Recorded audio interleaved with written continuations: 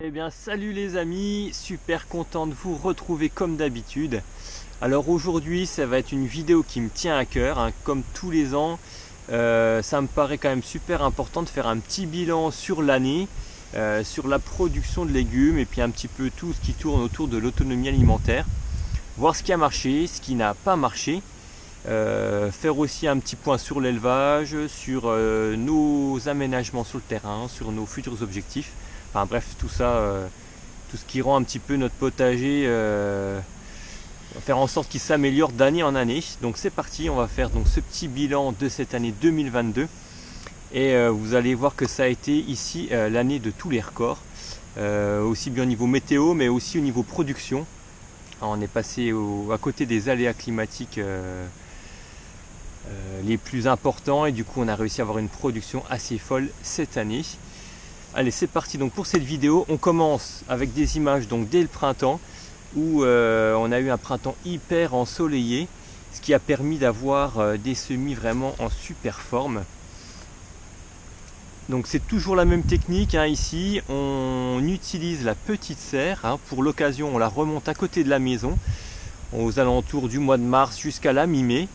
Et puis tous les semis sont mis à l'extérieur dans cette petite serre la journée et sont rentrés tous les soirs, hein. C'est la seule technique qu'on ait trouvé vraiment efficace pour pouvoir avoir des beaux plants, puisque les gels ici sont vraiment ultra fréquents, quasiment toutes les nuits au mois de mars, et puis très réguliers aussi au mois d'avril. Et puis les températures trop froides, hein, aux alentours des 4-5 degrés du mois d'avril, ça permettrait pas vraiment à certains plants de s'épanouir. Du coup, on utilise voilà, cette technique de la petite serre et puis on fait un balai tous les jours. Ça prend quelques minutes, mais voilà, c'est ce qu'on a trouvé de plus efficace. Un petit chauffage dans la serre pourrait le faire, mais bon, ça serait trop énergivore et puis honnêtement, pour le peu de temps que ça ferait gagner, ça serait pas forcément le meilleur achat. Donc cette année, les gels printaniers, on en a eu évidemment, mais pas non plus trop violent. On a eu du -8, -9 sur le mois de mars, mais à un moment donné où les arbres fruitiers n'étaient encore pas en fleurs. Du coup, voilà, ça nous a pas mis à mal la production. Et ensuite, on a eu du tout petit gel, ce qui a permis d'avoir cette année même en extérieur vraiment des fruits qui sont assez difficiles à obtenir dans notre région, à savoir des pêches, des nectarines, pas mal de raisins. Et puis dans la serre, évidemment, vu que c'était un endroit un peu protégé, là vraiment on a eu des récoltes super top, mais ça on le verra un petit peu plus loin dans la vidéo.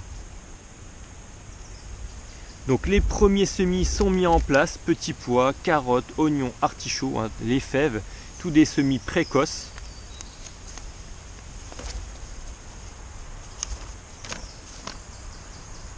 Donc chaque année, hein, c'est vraiment un nouveau départ, on se régale de prendre du temps à semer ces petites graines, à les rempoter, et en prime avec le chant des oiseaux à l'extérieur, c'est vraiment c'est génial. Alors j'avoue que j'ai quand même un plaisir encore plus grand quand on s'attelle aux semis de tomates. Cette année on a fait une quarantaine de variétés de tomates sur les environ 200 qu'on peut avoir ici. Et j'avoue que j'ai déjà hâte d'être à la saison prochaine pour tester la 20 ou trentaine de nouveautés. Mais bon, on n'y est encore pas, hein, chaque chose en son temps. Donc tous ces semis, ils ont vite pris place au potager. Et puis ça a été l'explosion, hein. C'est dingue de voir qu'en mars le jardin est quasi vide. Et puis qu'un mois et demi ou deux après, tout est mis en place. C'est vraiment la grosse abondance. Bon, après c'est aussi le résultat d'environ 10 ans de pratiques qui sont inspirées de la permaculture, du maraîchage sur sol vivant, qui fait que depuis quelques temps on a vraiment un sol qui est bien structuré, qui est vraiment fertile, où on va dire que les légumes poussent assez facilement. Et tout ça, donc une terre fertile et tout ça, il n'y a pas de magie non plus, hein. Il a encore fallu cette année une énergie vraiment folle pour mettre tout en place, pour arroser. Cette météo ultra ensoleillée, franchement ça n'a pas été simple tous les jours au potager pour mettre de l'eau à tout le monde. Donc voilà, c'est quelque chose qui prend vraiment beaucoup de temps et beaucoup d'énergie. Et on a pu le voir cet été, hein, que l'eau c'est vraiment devenu un sujet brûlant. C'est quand même le comble quand on y pense. Et malheureusement, ça risque d'être vraiment une habitude sur les années à venir. Donc va falloir s'habituer à ce manque d'eau l'été, je pense. Bon, vous avez certainement dû tous assister à ce débat sur est-ce qu'il faut ou non arroser ces légumes. Alors moi j'y ai pas pris part personnellement puisque j'étais déjà beaucoup trop occupé justement à arroser mes légumes. Et puis je trouvais que voilà, la réponse était déjà faite dans la question.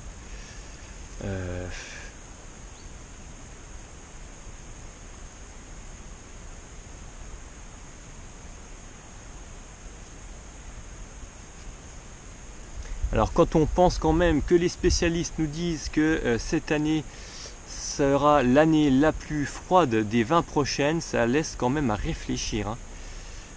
Et nous ici, réfléchir, on va falloir le faire aussi pour trouver des solutions pour continuer à produire toujours autant, voire même plus.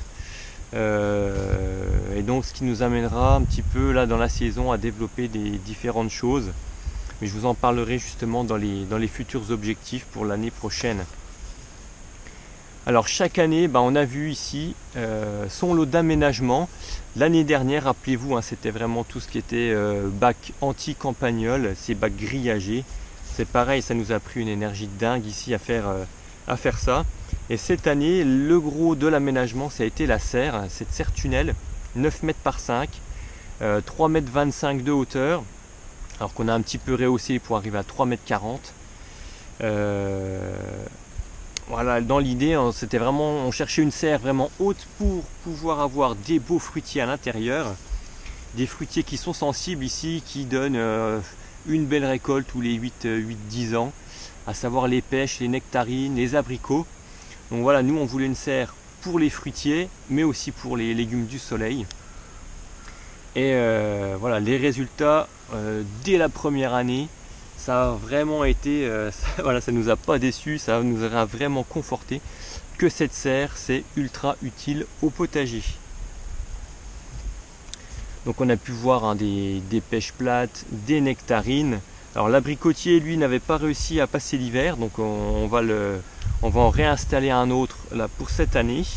Alors, au mois de novembre on va installer un petit abricotier là-dedans. Il y a également 3 pieds de vigne, il y a 2 pieds de kiwi. Et dès l'année prochaine, je pense qu'ils vont déjà vraiment produire beaucoup, hein. Ils sont super bien développés cette année. Et l'année prochaine, ça risque d'être vraiment la belle abondance là-dedans. Bon, évidemment, les tomates, les aubergines, les poivrons, les melons, et j'en passe, hein, dans cet environnement protégé, s'y plaisent à merveille. Le seul point faible, ça reste toujours l'arrosage, car il reste tributaire du bon vouloir du jardinier, et de l'eau il en faut pour que le sol reste bien meuble et bien vivant. Et bien sûr de l'eau il n'en faut pas que l'été, hein, il en faut à toutes les saisons pour que le sol reste vraiment humide. Sinon c'est la perte de fertilité qui va commencer.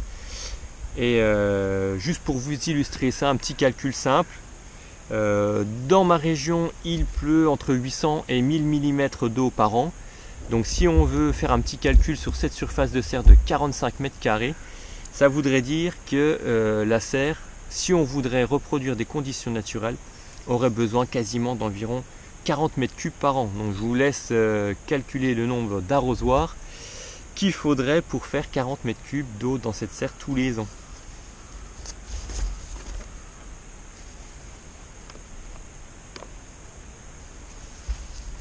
Alors en plus des fruits et des légumes qu'on cultive, on essaye aussi de tirer le meilleur parti de la nature qui nous entoure.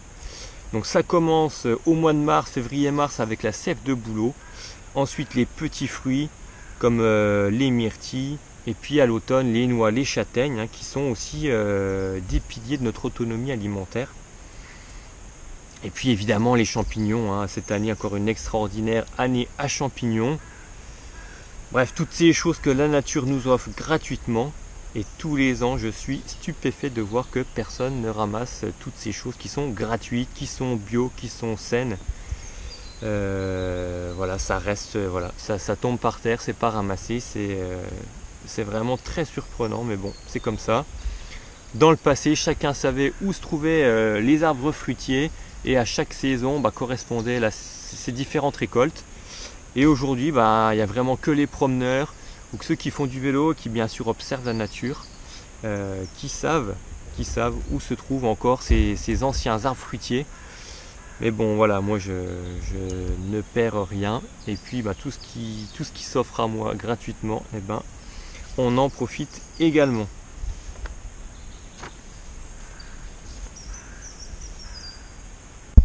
Regardez ces monstres que j'ai trouvés dans la forêt. Hein, le pied. Regardez. Petite soupe ce soir, mon loulou? Oui, on va se faire une soupe avec ça. Ça, je pense que ça suffira pour une soupe. Et pour nous 4. Ma soeur, moi, mes parents et c'est tout. Et je pense que ça va être bon. Dans notre autonomie, dans cette quête d'autonomie alimentaire, évidemment, l'élevage d'animaux joue un rôle très important. Alors ici, on est principalement sur des volailles, des poules, des poulets, des dindes, qui sont à la fois source de viande, source d'œufs, mais aussi de fumier, qui va fertiliser le potager. Rien ne se perd ici, tout se récupère, tout retourne à la terre, ce qui en plus améliore évidemment la fertilité du potager. Donc je développe pas trop cette partie parce qu'elle est toujours sujette à des polémiques qui sont pour moi inutiles. Alors oui, on consomme une partie de nos animaux, pas tous. On n'arrive pas à se passer de viande, tant mieux pour ceux qui y arrivent. Mais en tout cas, pour le moment, nous, c'est pas le cas. Donc dans tous les cas, l'élevage va demander aussi beaucoup d'énergie, beaucoup d'efforts. Entre la nourriture, faire des enclos, qui soit un habitat sécurisé, le nettoyage pour pas que les maladies puissent s'installer dans l'élevage, tout ça va aussi demander beaucoup d'efforts. Tous ceux qui pensent qu'un simple petit poulailler en kit et puis on laisse gambader les poulettes comme ça à l'air libre seront vite rattrapés par la réalité. Les prédateurs s'en chargeront très rapidement. Et puis les poules qui se transforment en motoculteurs vivantes dans le potager, voilà, ça va vite démoraliser ceux qui seraient un petit peu trop idéalistes.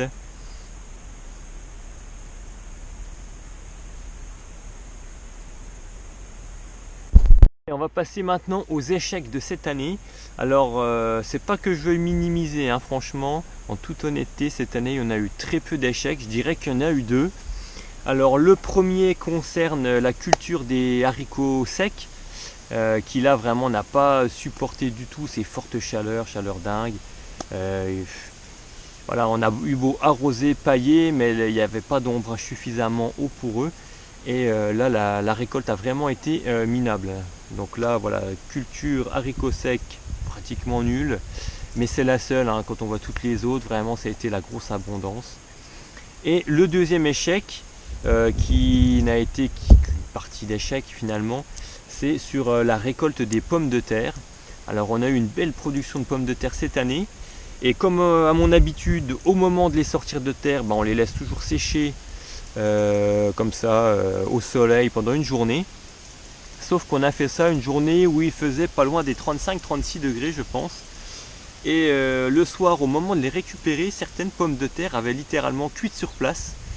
Alors heureusement que la totalité n'a pas été atteinte, on a perdu pas grand chose, mais quand même entre 5 et 10% je dirais de pommes de terre qui ont cuit, qui se sont mis à noircir, à faire des petites bulles, etc.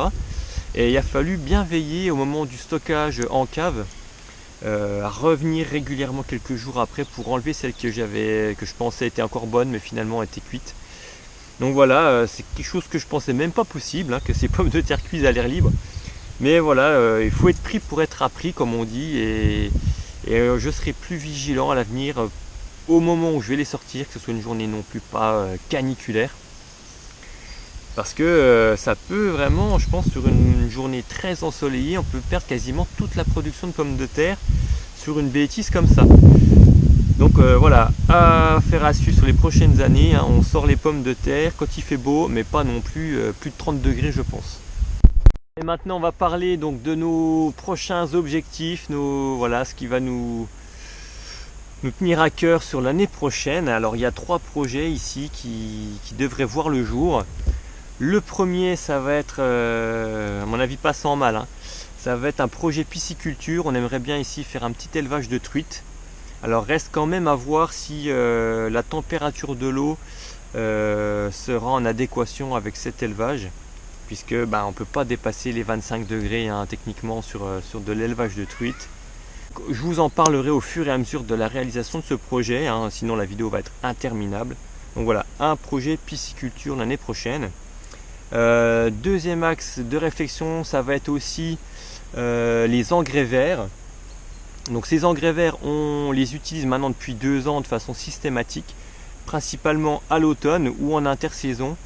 Alors c'est de la moutarde principalement avec de la févrole et de la facélie, chacun ayant un rôle bien spécifique par rapport au sol, mais il en existe tout un tas d'autres, hein, du trèfle à la luzerne, enfin bref il y en a plein, hein, du radis fourragé. Il en existe des tas et chacun je pense sont tout aussi valables les uns que les autres. Donc on va poursuivre dans cette voie là pour avoir toujours un sol qui soit couvert, hein, pas de terre à nu. Et puis d'ailleurs d'autant plus que l'épaillage ici, un paillage permanent, c'est pas possible avec les campagnols, ça les attire trop, et ces engrais verts, voilà, c'est un peu un palliatif à ça.